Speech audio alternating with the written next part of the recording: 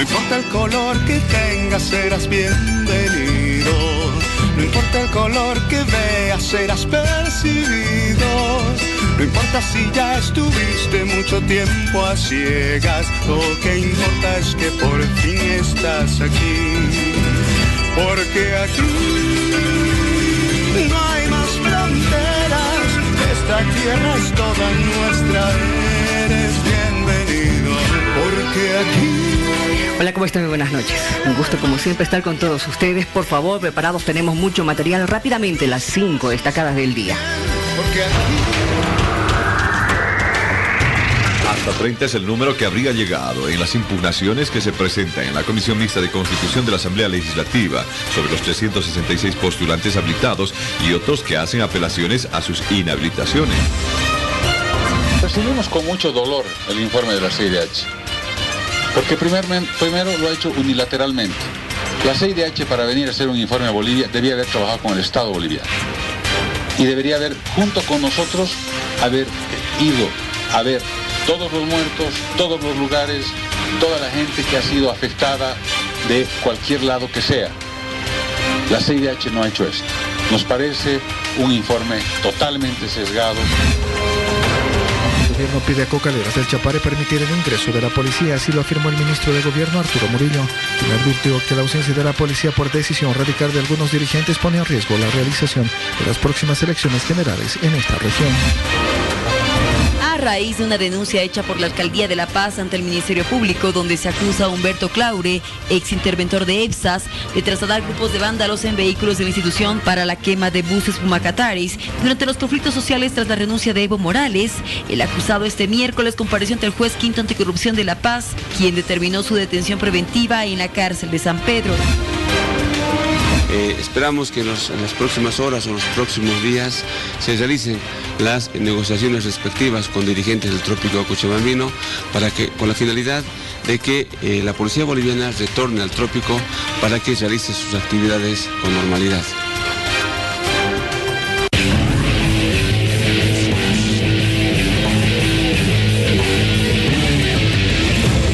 Exactamente en horas de la tarde, la presidenta Yanine Áñez anunció que se eliminaba el visado para ciudadanos israelíes y estadounidenses. Durante los últimos años, la política exterior de nuestro país estuvo dominada por la ideología. Se privilegió la política personal antes que la política de Estado. En resumen, se prefirió el interés de los anteriores gobernantes antes que el interés de toda Bolivia. Tenemos la necesidad de abrirnos al mundo y eso no significa perder nuestra esencia, nuestra cultura, menos aún nuestra identidad. Bolivia necesita apertura comercial para incrementar el flujo del turismo y de las inversiones extranjeras. En ese sentido, nuestro gobierno ha tomado la determinación de eliminar visas para el ingreso de ciudadanos de dos países que son muy importantes, que siempre han contribuido grandemente al desarrollo del turismo y de las inversiones en todas las regiones de Bolivia. Otra noticia importante que se ha dado en las últimas horas tiene que ver con la reunión que ha sostenido el secretario general de la Organización de Estados Americanos, Luis Almagro, con el ex líder del Comité Cívico de Santa Cruz, Luis Fernando Camacho, a quien Almagro le ha reconocido su compromiso con la democracia boliviana. Hemos dialogado, dijo, sobre el proceso de transición y también las próximas elecciones. Pero Fernando Camacho ha señalado algo. Dijo ya en su cuenta de Twitter: los bolivianos tuvimos muchas susceptibilidades respecto a los posibles resultados de la auditoría de la OEA. Pese a ello, este organismo realizó su trabajo de manera impecable. Reitero, eso fue lo que dijo Luis Fernando Camacho a través de su cuenta en Twitter.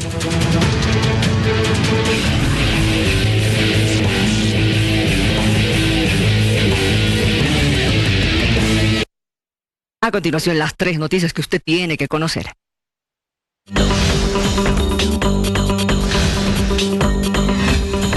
Rubén Darío Cuellar, embajador de Bolivia ante la ONU, informó que su antecesor, Sacha Llorenti, participó de una campaña de desprestigio a Bolivia ante la comunidad internacional. UNESCO declara la Fiesta del Gran Poder como Patrimonio Inmaterial de la Humanidad.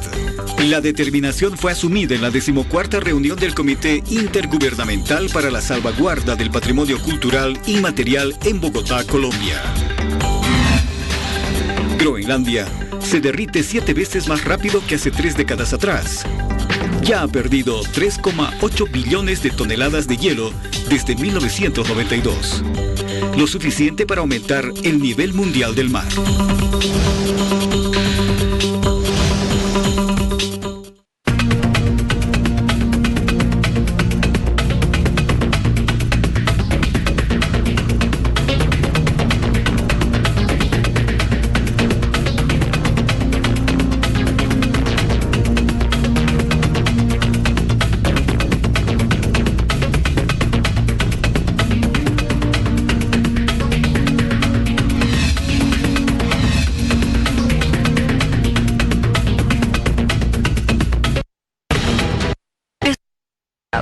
Años para que retorne al país el exministro de Gobierno, Guido Nayar, a quien tenemos el gusto de saludar esta noche en hora 23, él allí en Santa Cruz. Muy buenas noches, bienvenido.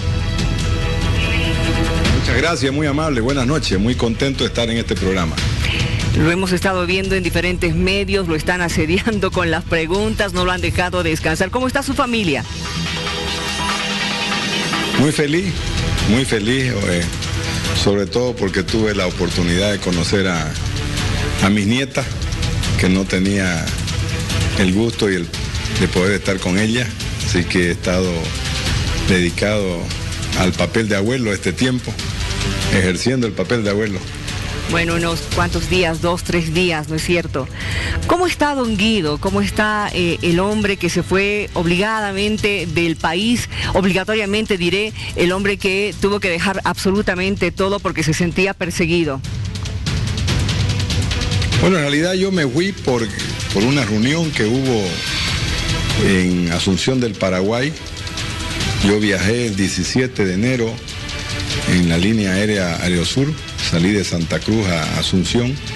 Yo tenía una reunión de la dirigencia ganadera del Mercosur. Teníamos en Asunción y en ocasión de eso, como yo viajaba muy seguido por ese motivo a varios países del Mercosur, salí igual un día domingo 17 de enero del 2010. El vuelo tenía que salir a las 6 de la mañana, pero se retrasó y salió a las 11 de la mañana. Y llegué a Asunción tipo 12:30. Después de unos días de estar en Asunción, recibí una visita de un grupo de personeros que decían que representaban al gobierno de Bolivia, los cuales me manifestaron que la decisión del gobierno era pedirme que yo no vuelva al país, porque si yo volvía, mi familia corría riesgo de vida, tenía vida de muerte, mis familiares, digamos, ¿no? Entonces me sugerían de que yo no vuelva al país por el bien de mi familia. Supuestamente era gente que me conocía, algunos oficiales de alto rango que estaban ahí ocasionalmente en Asunción para ese cometido, digamos. Ese fue el motivo porque yo no volví a Bolivia desde esa fecha. ¿Cómo se siente hoy, después de todo lo que ha pasado de estos 10 años, en los que no pudo retornar al país, en los que se lo ha involucrado con el caso terrorismo, con el caso de la media luna? ¿Cómo se siente hoy? ¿Qué quiere decirle al país? Yo sigo creyendo en este país, sigue creyendo en los bolivianos, creo en el futuro de este país.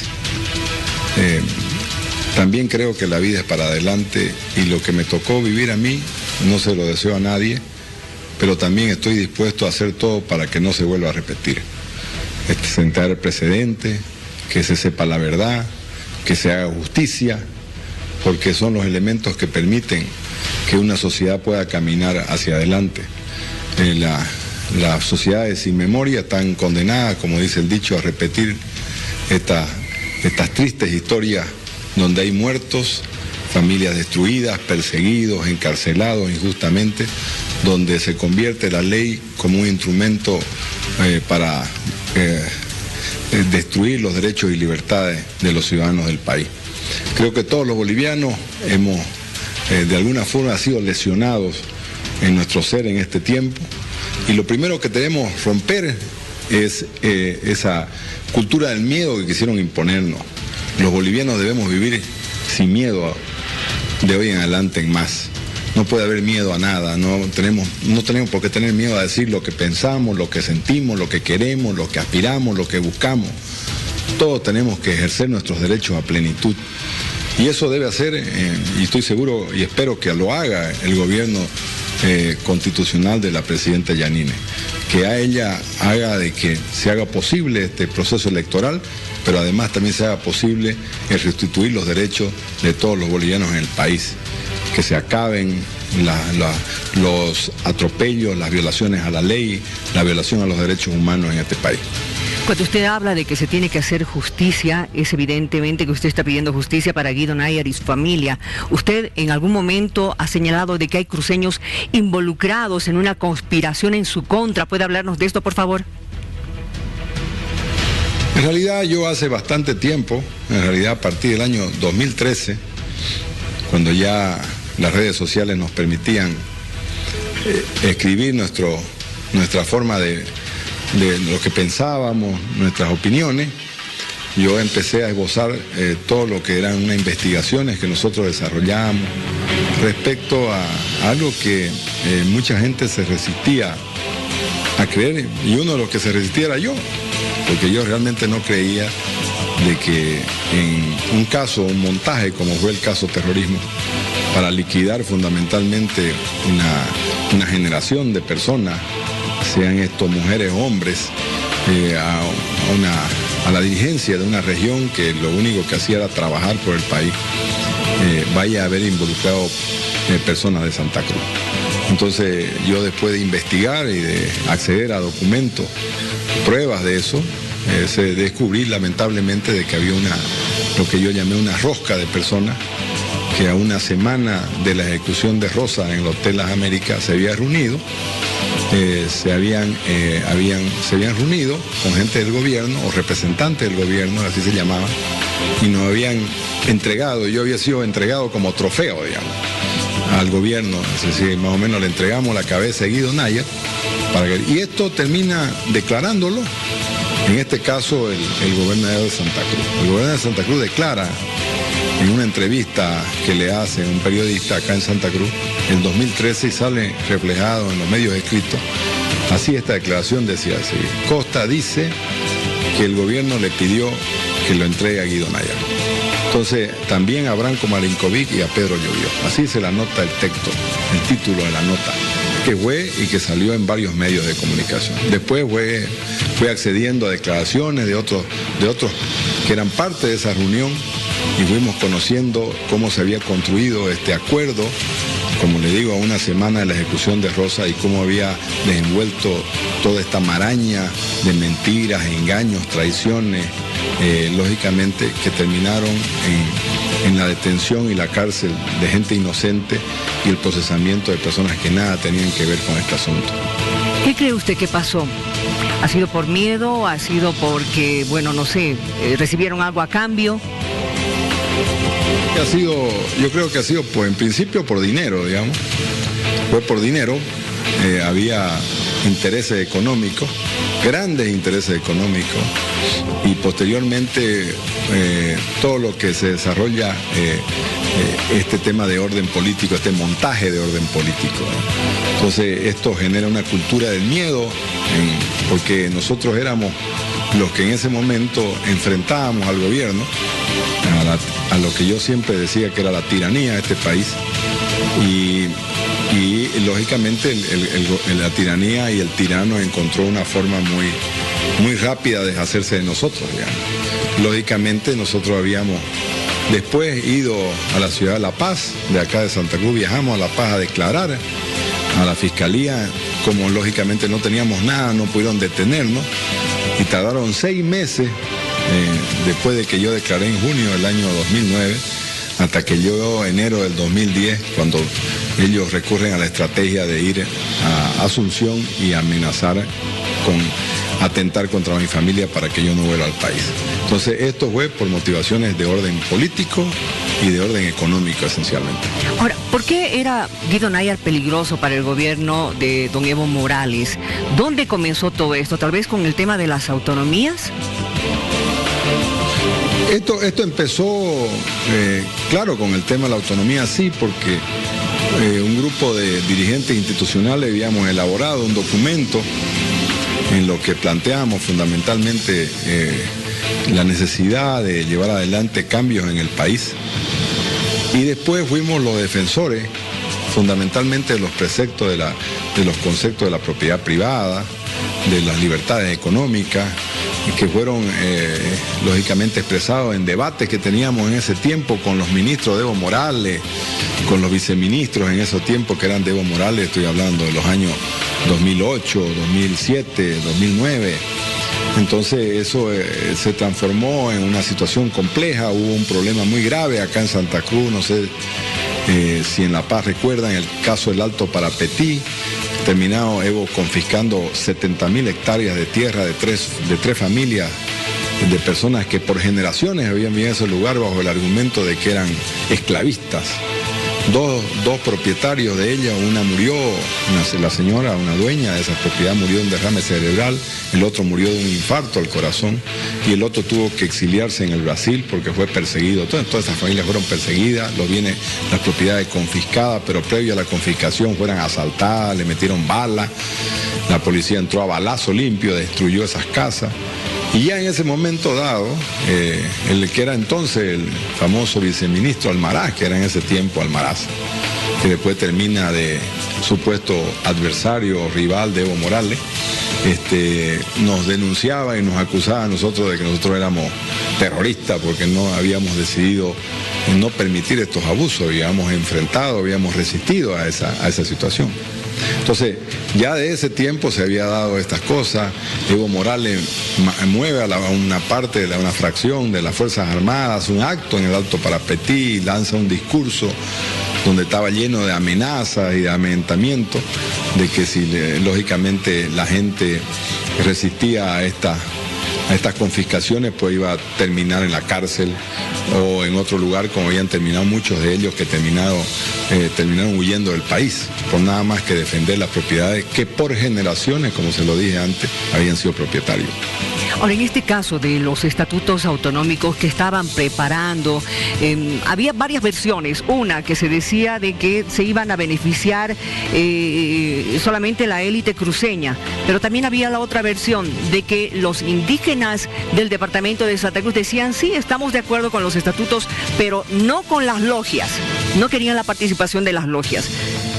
¿Qué pasó con esto de los estatutos? ¿Por qué ha sido tan resentido y rechazado por el gobierno? Bueno, en realidad porque primero tuvo, recordemos, un apoyo electoral sin precedentes. 85% del electorado cruceño votó por el estatuto y por la autonomía, algo que en la historia de este país nunca se ha dado.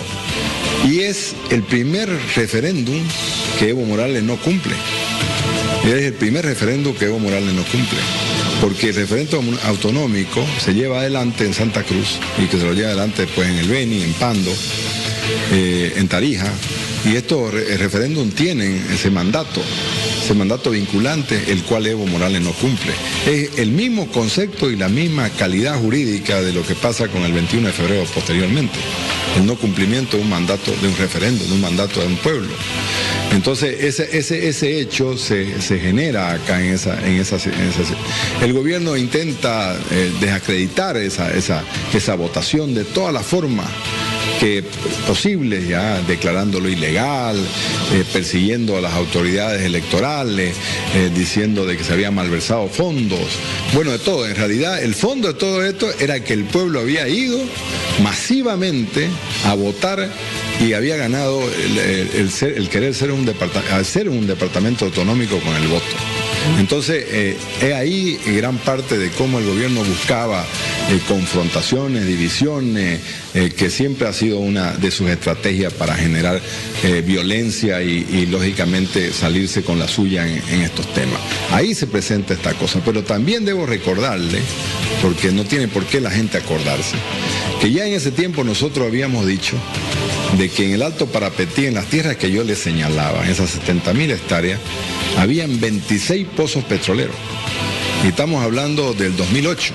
Es decir, en el tiempo, esos pozos terminan siendo los que mayor cantidad de gas terminan dando a los ductos que van al Brasil y a la Argentina. Y son los que generan miles de millones de dólares que el MAS y Evo Morales terminan dilapidando, malversando o robándose para buscar perpetuarse en el poder.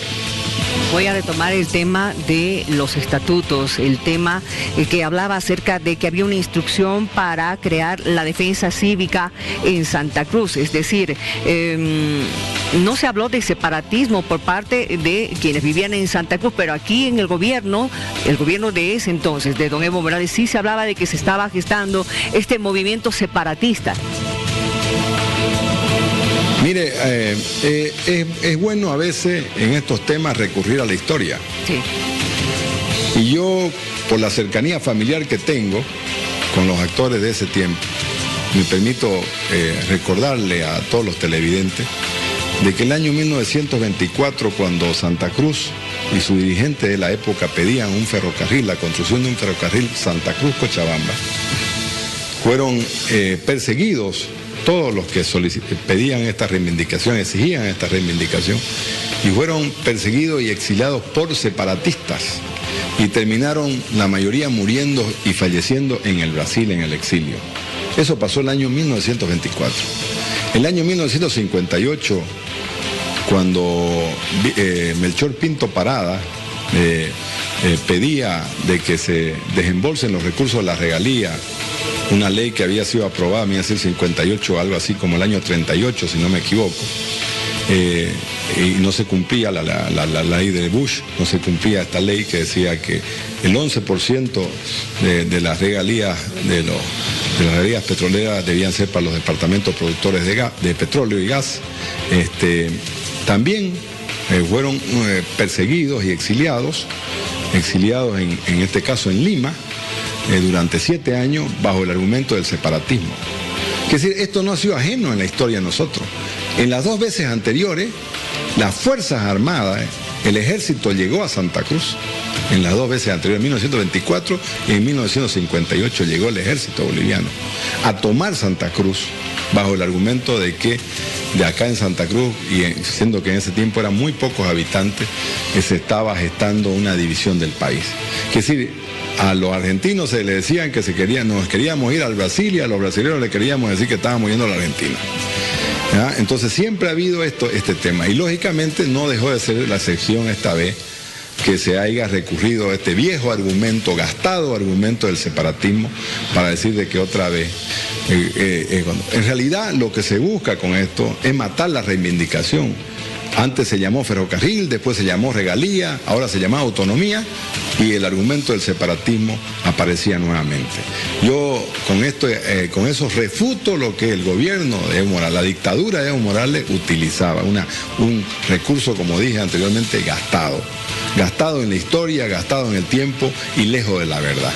Nunca ha existido eso. Creo de que eso nunca ha estado en discusión. Peor cuando usted tiene el apoyo del pueblo y que se expresa en las urnas con el 85%. Ahora, esto del tema separatismo me lleva a preguntarle acerca del caso terrorismo, porque evidentemente tenemos que ir recordando muchas cosas, y voy a ser muy directa a preguntarle esto, por favor, señor Nayar. ¿Qué relación tuvo usted con el señor Eduardo Rocha? Yo no tuve relación con ninguno, así le obvio la pregunta que me puede hacer de otro. Yo no tuve relación con ninguno de los supuestos acusados ni nada.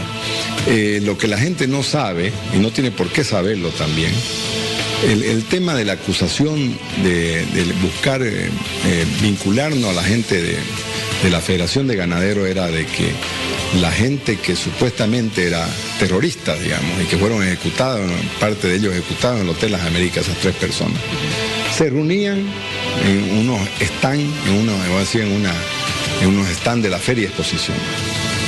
Entonces, en realidad la vinculación que el gobierno llevó adelante es decir de que más o menos nosotros habíamos dado permiso para que esa gente se reuniera alguna vez en un stand donde la Federación de Ganaderos participaba.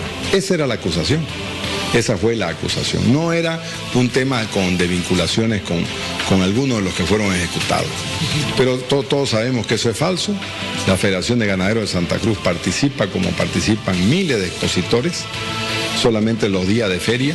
No tenemos nada que... La Federación de Ganaderos no tiene ninguna propiedad, ningún control ni nada de esas cosas. Eso se lo repetimos a toda la gente y los fiscales y todo el mundo sabía hasta el cansancio, con documentos, con todo. Y lógicamente eso poco le importaba al gobierno y poco le importaba a los operadores del gobierno que uno pueda demostrar que eso no existía, porque en realidad esto era un montaje y de alguna forma ellos tenían que imponer lo que querían hacer. Bien, ahora, ¿qué va a pasar para adelante? Cuando usted ha hablado de que se tiene que hacer justicia, ¿va a tomar algunas medidas judiciales en contra de aquellos que lo han entregado como un trofeo, por ejemplo? Lo que primero tenemos que hacer es terminar con el montaje, ¿no? Y yo creo de que aquí está una de las tareas pendientes del gobierno, digamos. Yo decía de que uno de los temas fundamentales de este gobierno de transición es llevar adelante el proceso electoral.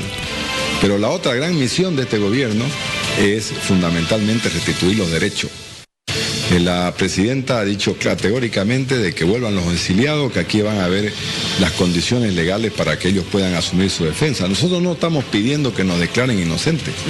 Nosotros podemos demostrar nuestra inocencia. Lo único que queremos hacerlo es que la justicia no se convierta en un elemento represor o perseguidor de los ciudadanos en este país, ¿no? Los administradores de justicia y la misma fiscalía del país y los fiscales del país deben ser, como dice la ley, deben ser defensores del Estado y la sociedad. Y estamos de acuerdo con ese rol. Nosotros no hemos vuelto al país a pedir que nos perdonen y que se acabe la cosa, ¿no? Nadie niega en ningún momento una cosa a ellos. Lo que pasa es que lo que se busca es que se ponga todo a ley, que se pongan las cosas como deben ser, como manda la ley, no como alguien intentó instrumentar o como abusó durante tanto tiempo. 11 años que gente ha purgado cárcel, exilio o asesinatos, ejecuciones por nada más que estas cosas. Entonces, en realidad, creo de que es tiempo de que se restituya, como digo, la norma, la ley, la vigencia plena de la ley y se pueda llevar adelante. Ahora, en el otro escenario en el que usted me pregunta también es que la verdad debe salir a luz. Nosotros no tenemos que ser ni el medio, ni el camino, ni mucho menos los actores para que la verdad no se conozca. La verdad en el país se debe conocer, claro que sí, se debe conocer plenamente. Ahora, en este poco tiempo que usted está en el país, ¿ha tenido oportunidad de poder reencontrarse con algunas autoridades departamentales, quizás del Comité Cívico, porque usted también ha sido miembro del Comité Cívico? ¿Ha podido encontrarse con don Rubén Costas? Mire, yo era vicepresidente del Comité Cívico cuando fue obligado a no volver al país. Era el primer vicepresidente del Comité Cívico. Yo me fui de este país en mi calidad de cívico. Yo no me fui por ex ministro, ni por ex diputado, ni por ex concejal, ni por ninguno de los otros cargos que tuve. Yo me fui de aquí como era vicepresidente del Comité Cívico. Ese era el cargo que yo tenía y la función que yo desempeñaba, digamos. Yo no he encontrado ninguna autoridad en este momento. Y yo quiero decirle de que yo no tengo ningún problema personal con ninguno de ellos. Yo no tengo problemas personales con nadie en esta ciudad y ni considero tener ningún problema personal en el país con nadie. Que tenga puntos de vista y posiciones diferentes, eso sí, claro que sí. Y eso tampoco va a ser un hobby. Yo no he venido a buscar pelea con nadie, pero sí voy a buscar la verdad y la justicia. Entonces, cuando me encuentre con alguien, no tengo ningún problema de saludarlo, pero eso jamás va a cambiar mi concepto y mi compromiso con la verdad y con la justicia. Le agradezco por habernos concedido estos minutos y poder conversar y recordar todo aquello que le ha afectado a usted y a su familia, manteniéndolos tanto tiempo lejos de la patria. Gracias por haber hablado con nosotros, don Guido. A usted le agradezco mucho por este espacio, muy gentil de su parte. Que le vaya muy bien, muy buenas noches. Volvemos en breve. Porque aquí el alma está abierta, porque aquí el alma está abierta, porque aquí los brazos también, porque aquí.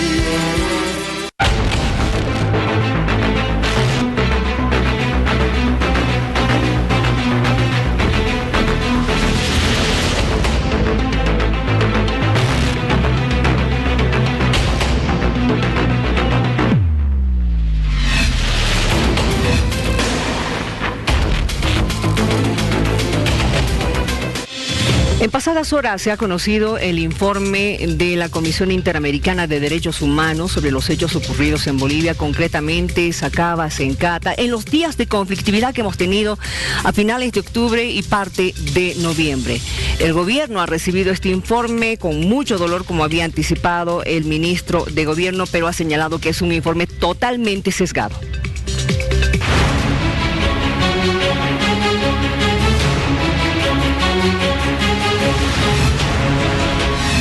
El documento de la CIDH halla graves violaciones a los derechos humanos en la crisis política y social desatada tras las elecciones del pasado 20 de octubre, anuladas por la denuncia de fraude y la renuncia del expresidente Evo Morales. Ese es el contenido de este informe, que también señala la muerte de 36 personas y más de 800 personas heridas, además de calificarlo de un tiempo de masacre. Después de conocer este informe, los políticos del país, comenzando por el gobierno, se pronuncian y dicen que este informe es sesgado e injusto. Nos recibimos con mucho dolor el informe de la CIDH, porque primero lo ha hecho unilateralmente.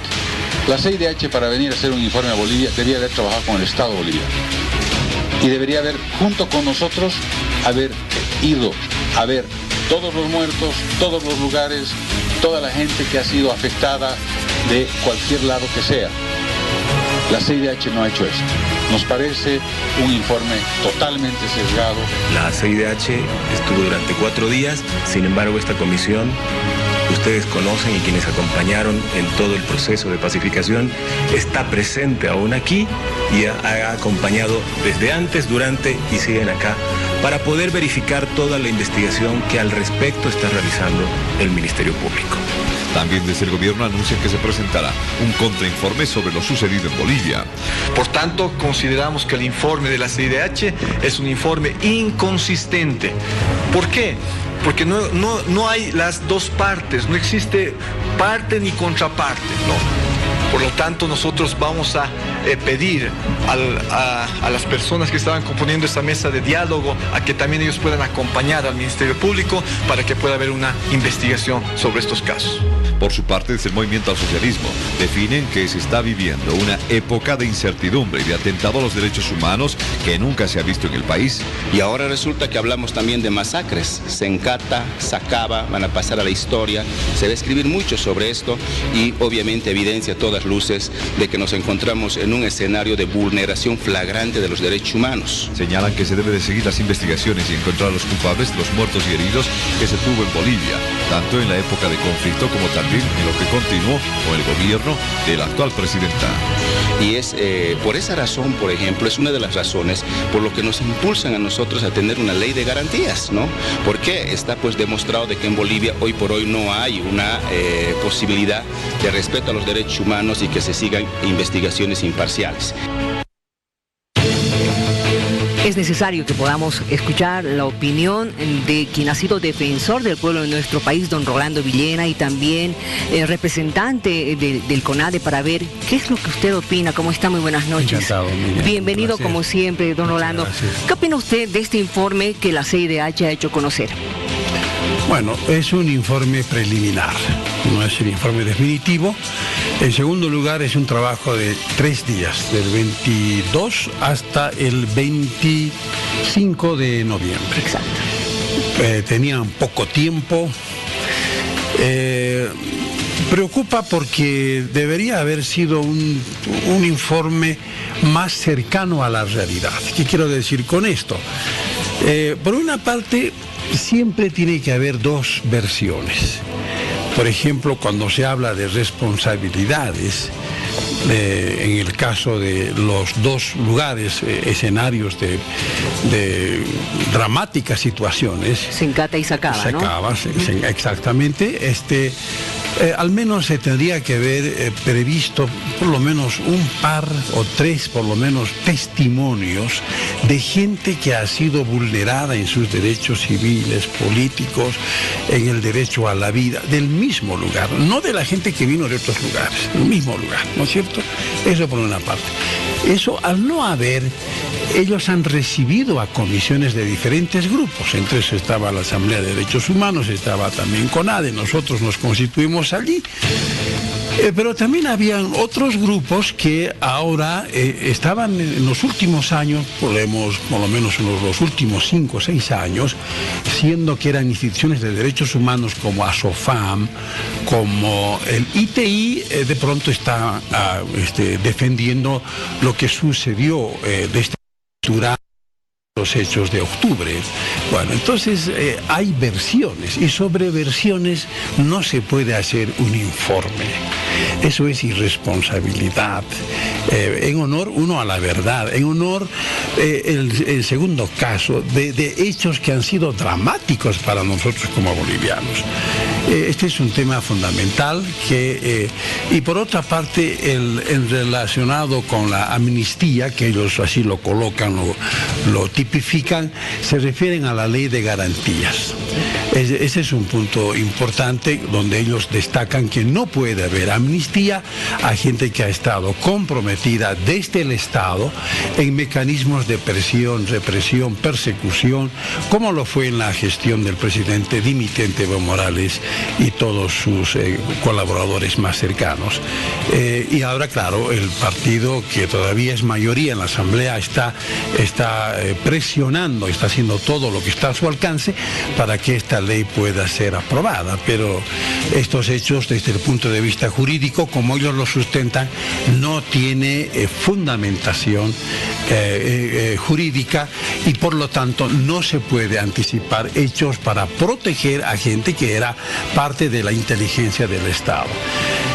El otro elemento tiene que ver, Miriam, con los desaparecidos. Esto es un tema totalmente subjetivo, porque se dice, por ejemplo, de Sacaba, que había un número indeterminado de gente que habiendo sido muertos han desaparecido. ¿Y quiénes los habrían hecho desaparecer? Funcionarios del Estado. Pero no hay más información que eso. Es como cuando uno se acerca a una vecina, a un vecino, dice, ah, sí, yo he visto, entonces pero no hay fehacientemente decir, aquí hemos contado tantos cadáveres, ¿no es cierto?, de los que han sido rescatados, pero de otros, pero con gente que ha estado en el mismo lugar. Y esto adolece de un sustento jurídico, ético, que sea creíble.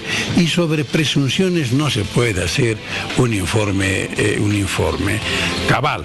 En cuanto a heridos, el informe de la CIDH señala que los hechos de violencia han causado más de 800 heridos. Eso puede ser, ¿no es cierto? Puede ser, porque todavía los registros de las víctimas están siendo procesados. No se ha cerrado esto, y esto es de lamentar en los dos escenarios, en los dos lugares.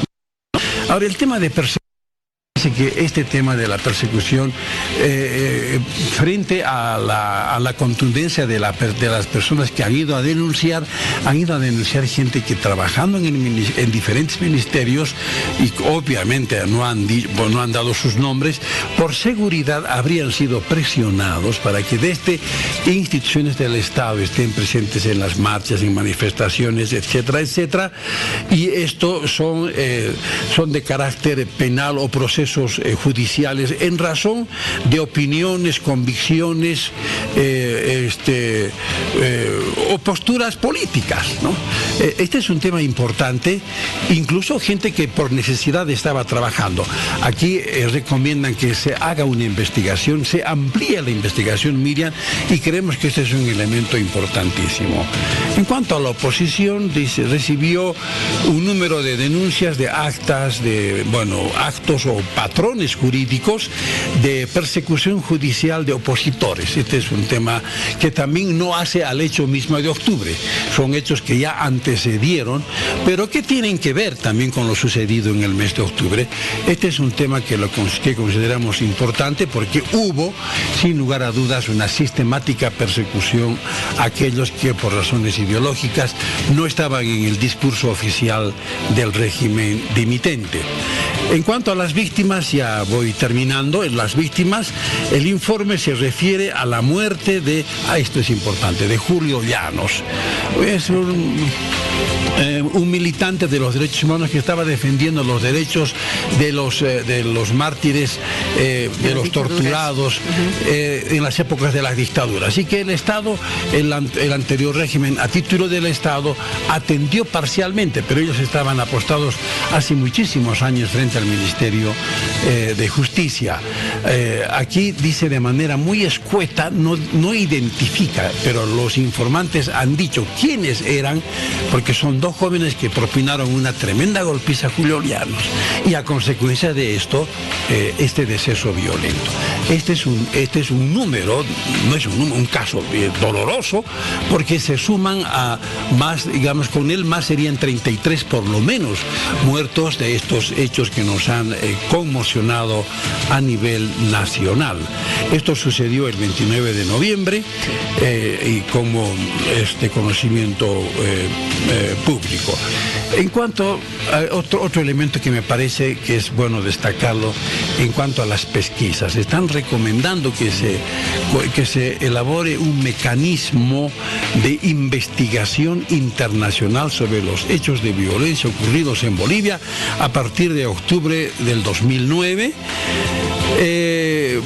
Con garantías de autonomía y de independencia. Esto es muy importante, muy importante. Entonces, esto sí tendría que hacerse y hacer de que este gobierno ojalá ya avance por lo menos en parte para que el próximo gobierno ya constituido priorice en su agenda política este tema de las pesquisas. A ver, ¿ustedes lograron hablar finalmente con ellos? Sí. Lograron finalmente hemos hablado. ¿Y qué fue lo que les preguntaron? No, ellos estaban, digamos... Estoy hablando del CONADE, ¿verdad? De CONADE, estamos hablando de CONADE porque estaba Waldo Albarracín, estaba Amparo Carvajal, estaba Manuel Morales y mi persona. También estaba el director de Jubileo, Juan Carlos Núñez. Bueno, nosotros menos mal, Miriam, presentamos un disquete y un informe escrito de todo.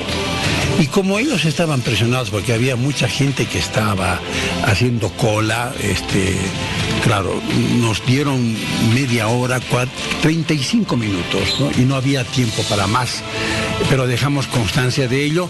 Pero lo que llama la atención es que no hace, tal vez en el informe final van a decir qué instituciones han sido las que han sido atendidas por ellos, ¿no? Pero aquí no se refiere a ninguna.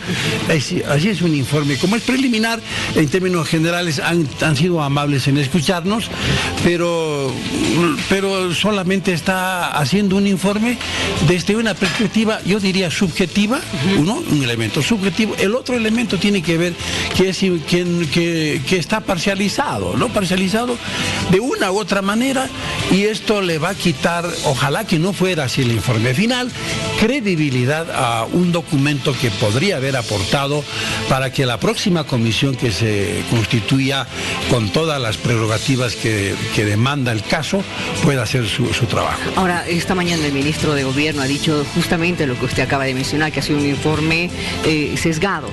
Usted dice subjetivo, pero también dijo algo el ministro que llama la atención, de que la CIDH, es decir, esta comisión que viene a investigar, debió haber trabajado junto con el Estado. ¿Usted cree que aquello no lo hubiera condicionado a la CIDH? No. Ellos, por ejemplo, como es una misión internacional, Miriam, podían decir, este es nuestro objetivo, esta es nuestra agenda. Quisiéramos como Estado que ustedes nos faciliten el trabajo para ir al mismo lugar, como dicen los abogados, in situ, para tener por lo menos acceso a 2 o 3 testimonios, tanto en Sencata como en Sacaba. Entonces, desde el Estado, ¿por qué? Porque el Estado también ha sido parte.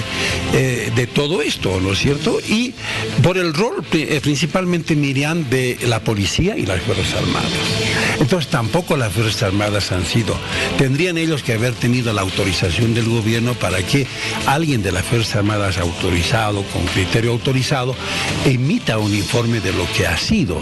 Porque yo he leído con atención la norma que les faculta y exhorta o los conmina a que no usen la fuerza, no que ejerzan mecanismos de persuasión y de disuasión. Entonces, ellos también podrían haber sido parte de la investigación, pero lamentablemente no fue así. Ahora, ha llamado la atención que el informe señale de que en Bolivia se registraron graves violaciones de derechos humanos en los días de conflicto. Estamos hablando desde finales de octubre, aparte de noviembre, ¿no es cierto? Habla de masacres. Usan este término, masacres ocurridas en Sencata y en Sacaba. Claro, eso, bueno, la connotación que tiene la expresión masacre, ¿no? Que se caracteriza generalmente cuando un grupo está siendo agredido violentamente por otro que tiene pertrechos militares, que tiene toda la asistencia bélica, en fin, para el enfrentamiento, incluso el uso de armas. Entonces, los otros son doblegados, ¿no es cierto? Exacto. Son doblegados. Ahora, esa expresión es bastante fuerte, ¿no es cierto? Ahora, hubiera sido bien que eso, al analizarse en contexto, en el mismo lugar de los hechos, hubieran elegido a lo mejor otra palabra para que se diga que, bueno, pues que hasta donde nosotros, por ejemplo, conocemos, ¿no? Que al otro lado era el pueblo movilizado. ¿Qué tenían? Porque yo he estado, Miriam, y le digo por testimonio personal, he estado en varias barricadas, recorriendo avenidas, calles, lugares, barrios, en fin, y yo no he visto armas, no he visto bombas, ni mucho menos. Ahora, hay algo más que Nada. dice, ¿no? Que ha recomendado que se desmantelen grupos armados particulares, del bando que sean, ¿no es cierto? De grupos privados que hablan de distinto tamaño, con distintos niveles de armamento. Habla de la autodenominada resistencia Cochala. Así, exactamente. Concretamente hablan de ellos. Exactamente. Claro, los están señalando ya deliberadamente, como diciendo, bueno, nos han informado que este grupo es el grupo de choque más violento, ¿no? Pero hubiera sido interesante que vayan a conversar con estos jóvenes, ¿no? Porque nosotros conocemos la otra realidad, que les hablen, que les cuenten cómo ha sido todo eso y qué fue, dónde estaba la fuerza que ellos tenían, ¿no es cierto? Si estaba en instrumentos contundentes, materiales, ¿no es cierto? O estaba en la convicción de ellos.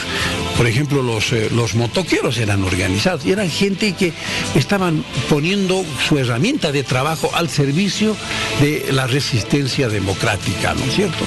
Ahora, esto que usted señala es un tema importante porque ellos dicen y ponen entre comillas, dice que se los desarme, se despoje de todas las armas que podrían tener, venga de donde venga, dice, no, eso lo ponen entre comillas, pero sería bien que esto, para que hagan esa afirmación, hubiera sido bien que tengan alguna fuente creíble como para decir, bueno, parece que la cosa no es como es un informe y para esperar de quedar bien con el gobierno, digamos, pondremos esto, digamos, venga de donde venga, pero eso es casi una muletilla. En cualquier informe eso aparece, pero cuando uno se acerca a la realidad, recoge los testimonios y está con la gente, estos preconceptos que se puedan ir armando caen por su propio peso, Miriam. Bueno, ahora también hay algo que le está aconsejando este gobierno, que dé inicio al proceso de diálogo, de reconciliación. Y estamos en medio de eso, pero todavía con tira y afloje, ¿no? Claro, no se puede... Se tienen que generar las condiciones subjetivas y materiales para la reconciliación. ¿Y cuáles serían esas condiciones subjetivas, Rolando? Todo un proceso, ¿no es cierto? Ver al otro, ver al agresor, ver al que ha sido parte de una acción violenta como un ser humano, ¿no? que ha estado en un momento determinado, ya sea por sus convicciones o por lo que fuera, o estaba, con una medida así coercitiva, porque si no cumples esa tarea, no serás pasible a tu salario, lo que fuera. Entonces, todo ese asunto que está en el interior de la persona, para ver que lo que vayamos avanzando en términos de reconciliación, veamos la relación victimario-víctima, no hacer un corte, porque el tema de trabajar con la víctima, desde las víctimas, es fundamental, pero también no estamos con ese tipo de justicia, Miriam. Lo que le estoy hablando es dentro de lo que sería la justicia, o es la justicia restaurativa. Nuestra justicia es en exceso punitiva. Entonces, como es punitiva, claro, todo se castiga y con el máximo rigor. La gente dice que caiga la sanción con todo el peso de la ley, pero eso es lo punitivo y nos está llevando eso a un desgaste, y más enfrentamiento, ¿no? Más enfrentamientos, revanchas y situaciones que no vamos a superar.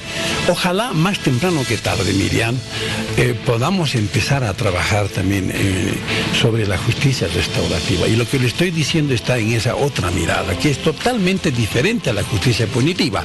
Ahí sí se generarían las condiciones subjetivas, materiales, para ir avanzando, de modo tal de que la pacificación sea un proceso, ¿no?, sostenido y sostenible por nosotros, por la gente de a pie, por el pueblo, y también por los que están ejerciendo autoridad en función de gobierno. Gracias por haber venido. Al contrario. Habrá que esperar y ojalá se pueda conocer ya dentro de poco tiempo ese informe final de la CIDH.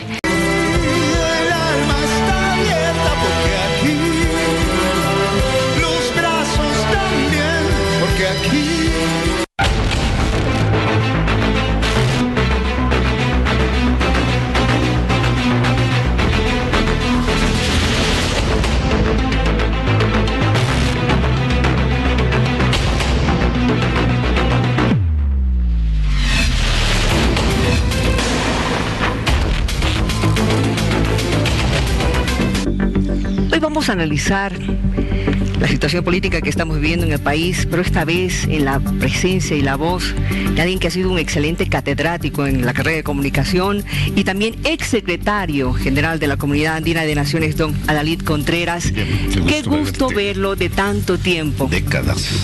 ¿Dónde ha estado últimamente para que el país sepa? Quito, los últimos 5 años los pasé en Quito. Después de cumplir mi misión con la Comunidad Andina, sí, me fui a Quito para actividades académicas y consultoría política. ¿De Quito se ha venido hace 20 días? Estoy en La Paz, estoy entre Quito y La Paz. Entre Quito y La Paz. Así es. O sea que ha estado viendo todo lo que hemos vivido este último mes, digamos. Me tocó vivir el proceso último, sí. Lo viví, lo sufrí. Y estoy todavía tratando de entenderlo para ver qué hacemos para adelante. Sí. A ver, ¿qué cree usted? ¿Cómo estamos? Yo creo que hemos dado un paso muy importante. Podría decir de manera general, Miriam, que estamos viviendo un proceso de transición de aquella coyuntura crítica por las elecciones fraudulentas a una otra coyuntura electoral de transición hacia algo que no lo tenemos definido. ¿Que no lo tenemos? No lo tenemos claro. Yo creo que hay 2 tareas en el camino. Una de ellas es la recomposición política del Estado boliviano y la otra es, por supuesto, la reconciliación nacional. Este tema de la reconciliación, yo no sé qué criterio pueda tener usted, don Adalid, pero todavía estamos viendo que hay resentimientos, se está notando de que hay ganas de vengarse, hay persecución. ¿Esto cree usted que le hace bien a este proceso de reconciliación? Miriam, yo creo que hemos retrocedido muchísimos años en materia de seguridad política y hemos retrocedido siglos en materia de relaciones étnicas, culturales, con nuestras poblaciones indígenas. Nos hemos puesto en una situación muy difícil. En este tiempo, en este mes. En este tiempo, en este proceso, en la coyuntura crítica, yo creo que ha sido un gran desacierto la quema de la huipala. Los pueblos indígenas se han encargado de recordarnos que es un símbolo que está en la Constitución. Y creo que más allá de la recuperación simbólica de la Huitala, nos toca ahora reconstruir relaciones interculturales. Y es muy difícil, Miriam, porque cuando nos dañan la identidad, eso duele mucho. Y reconstruir las relaciones desde el alma toma tiempo, a veces tal vez generaciones. Nos va a costar, pero debemos trabajar para eso. Y en el ámbito de las relaciones más bien políticas, militares, nos hemos hecho daño también. Estamos tratando de recomponer, esto es un poco menos difícil, no es sencillo. Yo creo que ha sido una gran medida el derogar esa ley que permitía a las Fuerzas Armadas, les admitía todo. Creo que es un gran paso el haber retrocedido en esto, pero ciertamente debe ser una tarea compensar los daños que nos hemos hecho. Ninguna muerte es buena y han habido muchas muertes, más de 30. Y siguen en investigación, ¿no es cierto?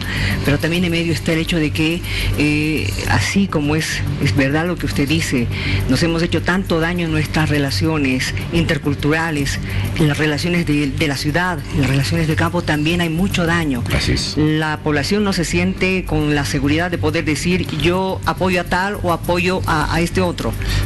Esa es la otra dificultad. Yo creo que estamos todavía en este momento como la resolana al caer la tarde que nos muestra un sol brillante. Estamos juzgando la política todavía por las apariencias, juzgando por imágenes de posibles candidatos. Y en la última encuesta efectivamente se nos revela esto, 16% tanto el señor Camacho como el señor Pumari, porque fueron actores importantes que supieron montarse sobre un movimiento ciudadano a nivel nacional. Y entonces esto pesa en el imaginario inmediato de la gente en este momento. Pero también debe llamar la atención que el MAS, con todas las dificultades que tuvo en esa coyuntura crítica, también tenga ese 16%. Y don Carlos Mesa, sin haber sido actor importante de la coyuntura, sino más bien un actor cauteloso, tiene un 14%. Entonces, lo que yo pienso, Miriam, es que pasado este momento del juzgamiento por las imágenes posibles de candidatos, y además porque el país lo está exigiendo, tenemos que hablar de política debatiendo programas políticos. Debatiendo programas. No había lo que pasa es que en este momento hace muchos años. Pensemos en el señor Camacho, y por lo menos yo no sé, y no sé si usted lo sabe, que propone como proyecto de país, o el señor Pumari, qué proyecto de país le ofrece a Bolivia, y eso tiene que llegar. Y ese será el momento en que vivamos una transición real al proceso electoral que se nos viene. O sea, ya no estamos en la situación del proceso electoral anterior, en el que podíamos haber elegido sin conocer los programas. Pero sí solamente por la imagen del político. Por la imagen de candidato y la promesa electoral. O esta contradicción entre un agotamiento con el MAS de una parte de la población y la seguridad de una estabilidad de otra parte de la población. Entonces eran criterios muy generales. Pero en cambio ahora, ya desde el ecocidio de la chiquitanía, se nos pone en agenda, por ejemplo, un análisis del modelo de desarrollo. O sea, debemos debatir qué significa una política extractivista para Bolivia, qué ventajas y desventajas tienen los agrocombustibles para Bolivia, o la exportación masiva de carne frente a la conservación de la biodiversidad y la conservación de las culturas en nuestra Amazonía. Es un tema. Luego, la coyuntura crítica misma nos ha puesto otros temas en la agenda, por ejemplo, el federalismo, o si se quiere llamar descentralización o autonomías, o un pacto fiscal de adeveras. Es decir, no podemos dejar colgados los temas. Los tenemos que debatir, y los partidos y las organizaciones tienen que tener la capacidad de decirnos para dónde vamos. Y otro tema, por supuesto, Miriam, el racismo. El racismo que lo tenemos que enfrentar en la vida cotidiana y también en la política. Voy a preguntarle. ¿Hay racismo en Bolivia? Sí, por supuesto. ¿Por qué lo niegan entonces? Es que no podemos negarlo. La posibilidad de la solución, Miriam, pasa por la capacidad de sincerarnos en relación a las cosas. Y en Bolivia nos hemos hecho un daño de una separación étnica, racista muy fuerte. Y si no lo sabemos admitir, no vamos a generar políticas de construcción que nos permitan resolver el tema. Y es de lado y lado. Es de lado y lado. No es que un sector tiene miradas xenofóbicas sobre el otro, es de los dos lados. Y de los dos lados tenemos que construir con políticas de Estado y con una cultura ciudadana de la convivencia. O sea, nos queda un trabajo muy duro en este sentido. Muy duro y que nos va a llevar mucho tiempo por lo que estamos pudiendo percibir, ¿no es cierto? Y en medio de esto, bueno, todavía no sabemos cuándo se van a realizar las elecciones. Sí, ya hay posibilidades de candidatos y usted lo ha mencionado a don Carlos Mesa, Camacho, a Pumari. Veremos qué pasa con el doctor Chi, alguien más. Se hablaba de un frente único, que al parecer los políticos no están muy de acuerdo con el frente único, porque dicen que la población tiene derecho a poder elegir, ¿no es cierto? Y también no podemos olvidarnos del MAS. Don Carlos Mesa anoche en una entrevista ha señalado de que no hay que subestimar al MAS en este momento. De ninguna manera. El MAS es el único partido orgánico que tenemos en Bolivia con todas las dificultades que está viviendo. Finalmente son 14 años de gobierno en los que han logrado consolidar estructura. Tiene una militancia, tiene un voto duro, tiene un voto no solamente duro, sino convencido, adoctrinado, totalmente convencido de la importancia de su proyecto. Pero el MAS sí tiene una tarea en este momento, es la tarea de reinventarse. Se ha hecho mucho daño como organización, se ha desposicionado fuertemente en el ámbito político, han emergido nuevos líderes con posiciones distintas a las que tuvo don Evo, con una capacidad de diálogo más grande, por ejemplo, la presidenta del Senado, por mencionar un solo nombre. Doña Eva Copa. Pero el MAS tiene la obligación de reinventarse, no puede ser un actor importante en estas elecciones con la misma fórmula que tuvo los 14 años, porque ya no está en las condiciones de ese presidencialismo. O don Carlos Mesa, o sea, don Carlos Mesa tiene la obligación de renovarse en todo, porque son otras elecciones, el voto útil ya no existe. Él tiene que ganarse un espacio con una propuesta, con una estrategia, con una lista de candidatos, una propuesta realmente renovada en su composición y en lo que propone para el país. La última pregunta que le hago.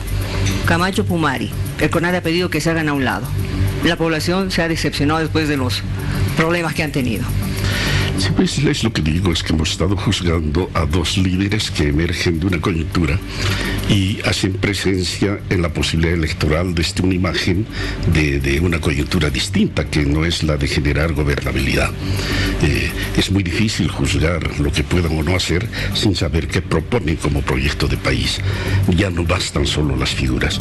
Era inevitable, creo, esa división. No creo que en función ya de programa de gobierno coincidan el señor Camacho y el señor Pumari, porque entiendo que obedecen a propuestas distintas.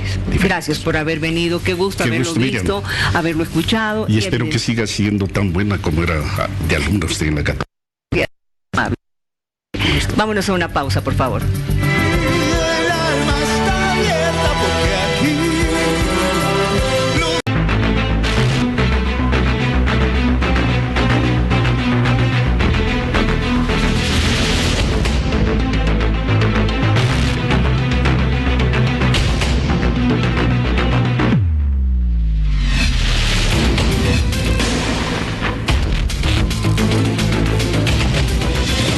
Qué importantes son los caminos, el agua, la energía, la luz, tanto para las ciudades como para el campo. Vamos a tener una entrevista que realmente es llamativa e importante, especialmente para el departamento de Santa Cruz. Tengo el gusto de saludar al ingeniero Jorge Franco, que es director de energía de la Gobernación Cruceña. Muy buenas noches, ¿cómo está? Bienvenido. Muy buenas noches, la verdad que muy contento de estar aquí en este set televisivo y de poder dar buenas noticias, ¿no? La verdad que es un proyecto de ley muy ambicioso y que queremos como gobernación traspasarlo también al gobierno nacional para que se puedan aplicar estas políticas que van en beneficio de todos los bolivianos. El gobernador ha anticipado, ha anunciado ya, ha presentado la ley departamental de energía justamente en el departamento de Santa Cruz. Cuéntenos de qué se trata esto, cómo va a beneficiar a todo el departamento. Bueno, esta ley está basada en las competencias que tenemos nosotros como gobierno autónomo departamental, aplicando ese derecho que nos da la autonomía de poder crear leyes departamentales y aprobadas por nuestra misma asamblea departamental, donde estas tuiciones que nos dio la Constitución Política del Estado en sistemas aislados, electrificación rural y energías alternativas, las podamos aplicar y podamos ejecutar a su máxima expresión. Es por eso que esta ley incluye ya los términos y la aplicación y el impulso a las energías alternativas, a la eficiencia energética, al desarrollo de la electrificación rural y poder llegar al 100% de energía a todos los cruceños en el departamento. ¿Y cómo lo van a hacer? ¿Bajo qué medidas? Es decir, para que la población sepa. Recientemente estaba inaugurando el gobernador un sistema de electrificación para hogares chiquitanos, pero también energía solar, ¿no es cierto? Así es, lo importante es aclarar que el país cuenta con una ley nacional de electricidad que data desde el año 1994 y el gobierno anterior lastimosamente no lo actualizó, no se creó una ley y ni siquiera existe el término de energías alternativas ni eficiencia energética. Entonces no podemos nosotros seguir esperando esta ley nacional, que ahí vemos los problemas que hemos tenido también por este tema de tarifas, que solamente se hacían resoluciones adicionales a esta ley, y nosotros vamos a crear inclusive un ente departamental que regule la tarifa en los sistemas aislados, en la electrificación rural y las energías alternativas. ¿Qué quiere decir? Que vamos a tener una agencia departamental de electricidad Santa Cruz, parecido a la, más o menos, la autoridad de electricidad, pero a nivel departamental. Es la primer ley subnacional que sale en el país. ¿Y qué es lo que queremos crear? Usted lo decía, el día lunes estuvo el gobernador entregando la primer planta solar construida por una gobernación también. Y esta planta solar tuvo que venir con un financiamiento, inclusive con algunos fondos perdidos del gobierno alemán, que nos donó parte de esta planta solar, que nosotros teníamos que haberla gestionado a través del viceministerio de planificación, que tenía que ir a La Paz al BIPFE. Entonces no podemos seguir trabajando de esta manera. Nosotros necesitamos autonomía, y esta ley incluso es aplicable a través de este ente departamental que nosotros vamos a crear, empresas asociadas, tanto privadas como públicas o privadas, que puedan construir energías alternativas, que puedan construir parques solares, parques eólicos en cualquier lugar de los sistemas aislados, y que lo pueda operar inclusive y cobrar la tarifa que nosotros le aprobemos con este ente departamental, pero dejándonos la inversión en el cierto tiempo. Entonces, esa es una de las políticas. Otra de las políticas importantes que crea esta ley es que ya la gente, con este tema del tarifazo que hemos tenido en Santa Cruz, sí, pueda tener su propio panel solar, su propio parque solar en todo su techo. Y a la vez que consume esa energía solar, también cuando no esté, cuando se vaya a trabajar todo el día a su trabajo, a su oficina, esa energía puede inyectar a la red. Para eso se necesita un medidor bidireccional que no solamente mida el ingreso, sino también mida la salida. Y esa energía que ingresa a la red puede hacerle compensada de la energía que él consume. Entonces va a tener un gran ahorro, no solo de consumo, sino de compensación. Eso es más o menos, a grandes rasgos, lo que esta ley departamental planea impulsar. Desde luego está el poder llegar con todos los tendidos eléctricos a todas las comunidades, porque también teníamos desde el gobierno nacional una restricción de que solo podíamos gastar $2.200 por familia para construir un tendido eléctrico. Y Santa Cruz es el departamento más extenso, y las comunidades que están alejadas distan a 600, 700 kilómetros inclusive de los puntos de generación. Entonces también vamos a poder llegar, vamos a poder aplicar nuevos parámetros que este ente regulador departamental las va a poder aprobar, que también es bueno aclararlo que va a ser un ente autónomo, no va a depender de la gobernación, va a ser autosostenible y va a tener representantes en su directorio, tanto de la CRE, de la Sociedad de Ingenieros, de la Cámara Boliviana de Hidrocarburos y desde luego de la misma gobernación, pero haciendo una distribución para que este ente, como lo repito, sea netamente técnico. Estamos hablando de la Agencia Reguladora de Energía de Santa Cruz, ¿no es cierto? Arecruz, que va a aglutinar a tanto a la gobernación, a la CRE, en fin, a diferentes instituciones. Ahora, cuando usted habla de sistema más aislados. Hay que recordar que el tendido eléctrico no puede llegar a todo el mundo, ¿no es cierto? Especialmente a aquellas poblaciones o viviendas que se encuentran en lugares realmente alejados. Para ellos es justamente este planteamiento, esta ley, para llegar con otro tipo de energía. En parte sí, pero también nosotros tenemos competencia de transmisión y de generación en sistemas aislados. Nosotros construimos la primera planta a diésel, por ejemplo, en Guarayos, porque hay que aclarar que Santa Cruz, a la diferencia de los otros departamentos del país, solamente la ciudad y algunas ciudades principales están conectados al sistema interconectado. Después tenemos 10 sistemas aislados que están construidos inclusive sobre los gasoductos donde yo envío y vendo gas al Brasil o a Argentina. Entonces, nosotros estamos consumiendo ahorita ese gas, quemándolo para producir energía eléctrica, y estoy perdiendo el doble de compensación del gas, y además de que tiene una doble subvención el gas que es para energía eléctrica, en vez de poder venderlo, y inclusive actualmente no estamos cumpliendo con las metas que tenemos de exportación de gas, cuando pudiera estar usando parques solares en los 10 sistemas aislados que tengo en Santa Cruz, parques eólicos, sistemas híbridos. Entonces justamente es ese el objetivo de esta ley, y obviamente queremos aplicarla a nivel nacional, y sería ideal que se aplique al sistema interconectado, donde actualmente nosotros como gobernación no tenemos tuición, pero sí la tiene el gobierno nacional. Sí hay nuevas autoridades, hay nuevos ministros, al cual se le entregó la ley el día martes, ¿no? Ahora, ¿cuándo comenzaría a actuar Arecruz, la Agencia Reguladora de Energía en Santa Cruz? Arecruz se crea juntamente con la Ley Departamental de Energía, y en sus artículos finales dice que esta ley entra en vigencia a partir de la elaboración de toda la reglamentación.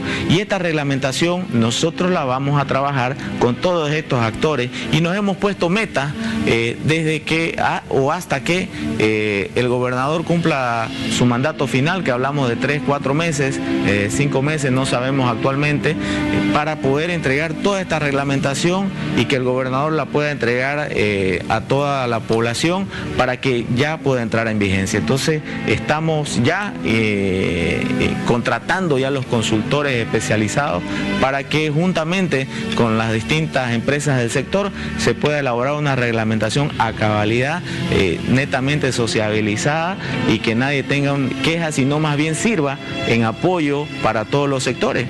Quiero aclarar que también esta elaboración de la ley nosotros visitamos la AE del anterior gobierno, visitamos ENDE, estuvimos con personeros de la CRE, estuvimos con Guavirá Energía, estuvimos con Zaguapac, que también tiene una gran importancia con esas aguas residuales para producir energía, como se produce en Colombia. Entonces hay muchas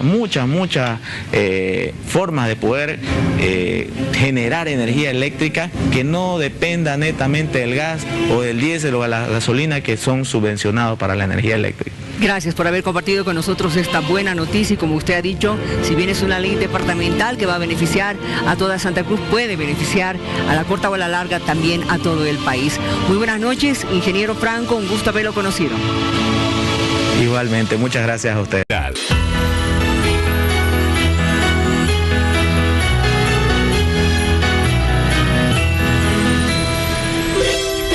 Cada día le vamos a mostrar algo con relación a los preparativos de la Navidad en nuestro país. Rocío Hansen está en Trinidad para que nos cuente qué es lo último que han realizado con relación a esta fiesta. Rocío, ¿cómo estás? Muy buenas noches. Gracias, Miriam. Saludo para todo el país desde Trinidad. Acá también ya se vive esta Navidad. El ambiente está precisamente decorado, acorde a lo que es estas fiestas de fin de año, como ustedes están apreciando ya. Acá estamos por cierto en la plaza principal Mariscal José Vallivian, donde las personas llegan hasta aquí para poderse sacar foto del recuerdo alusivo a la Navidad, que por cierto en este año esta decoración tiene un motivo muy importante, como es la llegada de nuestro Salvador. Así lo han denominado precisamente la Dirección de Cultura de la Honorable Alcaldía Municipal de Trinidad, y en esta oportunidad estamos viendo ya lo que es el nacimiento de este hermoso pesebre que ha sido decorado y que ustedes están observando en sus pantallas. Fíjense, ahí tenemos todo lo que es el árbol de Navidad, obviamente también el reino con lo que concierne ya al nacimiento, que año tras año tiene un motivo diferente. Hasta el año pasado los motivos de la decoración de nuestro pesebre aquí en la ciudad de Trinidad era relativamente relacionado al tema de lugares más que todo regionales, como por ejemplo reflejaba lo que era Loreto, San Ignacio de Mojo y así otras poblaciones que pertenecen a nuestro departamento y a nuestra región. Por lo tanto, nosotros compartimos con ustedes este nacimiento, este pesebre, que por cierto ya desde Trinidad nosotros queremos hacerle llegar un saludo muy especial para todos ustedes. Gracias, Miriam, que tengan muy buenas noches. Retornamos con ustedes en otra oportunidad. Claro que sí, en otra oportunidad y con mucho cariño. Gracias, Rocío, por mostrarnos estas imágenes que llegan desde Trinidad, nuestra querida Trinidad. A usted, una vez más, gracias por haber estado con nosotros, por haber compartido hora 23 en esta oportunidad. Nos reencontramos en próximas horas. Buen descanso. No importa el color que tengas, serás bienvenido. No importa el color que veas, serás percibido. No importa si ya estuviste mucho tiempo a ciegas, lo que importa es que por fin estás aquí. Porque aquí no hay más fronteras, esta tierra es toda nuestra herencia.